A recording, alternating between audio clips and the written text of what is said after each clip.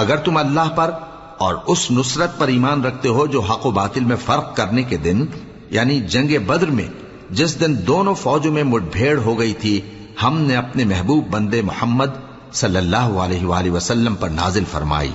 اور اللہ ہر چیز پر قادر ہے۔ جس وقت تم مدینے سے قریب کے ناکے پر تھے اور کافر دور کے ناکے پر، اور قافلہ تم سے نیچے اتر گیا تھا، اور اگر تم جنگ کے لیے آپس میں قرارداد کر لیتے تو وقت معین پر جمع ہونے میں تقدیم و تاخیر ہو جاتی، لیکن اللہ کو منظور تھا کہ جو کام ہو کر رہنے والا تھا اسے کر ہی ڈالے، تاکہ جو مرے بصیرت پر یعنی یقین جان کر مرے، اور جو جیتا رہے وہ بھی بصیرت پر یعنی حق پہچان کر جیتا رہے۔ اور کچھ شک نہیں کہ اللہ سنتا ہے، جانتا ہے۔ اس وقت اللہ نے تمہیں خواب میں کافروں کو تھوڑی تعداد میں دکھایا تھا، اور اگر بہت کر کے دکھاتا تو تم لوگ